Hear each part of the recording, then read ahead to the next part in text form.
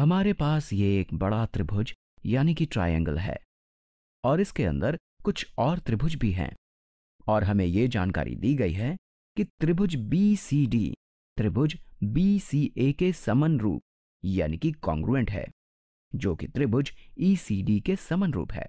और इस जानकारी की मदद से हमें इस आकृति के सभी कोण का मान पता करना है। चलिए देखते हैं कि हम क्या कर सकते हैं। जो जानकारी हमें मिली है उससे शुरू करते हैं। तो हमें पता है कि ये सारे त्रिभुज यानी कि ट्रायंगल एक दूसरे के समरूप हैं। उदाहरण के लिए त्रिभुज BCD त्रिभुज ECD के समरूप है। इसका मतलब इन दोनों त्रिभुजों की संगत भुजाएं और संगत कोण यानी कि कॉरस्पॉन्डिंग एंगल्स भी समरूप यानी कि कॉन्ग्रुएंट होंगे। त्रिभुज BCD में शीर्ष B त्रिभुज BCA में शीर्ष B के संगत है, जो कि त्रिभुज ECD के शीर्ष E के संगत है। तो ये सारे कोण जो मैंने मैजेंटा रंग से बनाए हैं ये सब समरूप हैं। और हमें यह भी पता है कि त्रिभुज BCD का कोण C समरूप है त्रिभुज BCA के कोण C के। कोण C कोण BCA का शीर्ष है और यह समरूप है त्रिभुज ECD के कोण C के। लेकिन ECD में हम इस कोण की बात कर रहे हैं। ये तीनों कोण समरूप होंगे। शायद आप लोगों ने इन तीनों कोण के मान का अंदाजा लगा लिया होगा। चलिए हम उन सब बातों पर ध्यान देते हैं जो हमें बताई जा रही हैं। आखिरी में हमारे पास शीर्ष D है, तो त्रिभुज BCD का कोण D त्रिभुज BCA के कोण A के संगत है। सिर्फ यही कोण है जिसे हमने अभी तक अंकित नहीं किया है और यह त्रिभुज ECD के कोण के संगत है। हमारे पास ये सारी सर्वांग समताएं हैं और इनसे हम कई दिलचस्प बातें पता कर सकते हैं। सबसे पहले कोण BCA कोण BCD और कोण DCE ये तीनों समरूप हैं और जब हम इनको जोड़ेंगे तो इनका योग 180 डिग्री आएगा। अगर हम इन्हें साथ में रखें तो ये एक सीधा कोण बनेगा।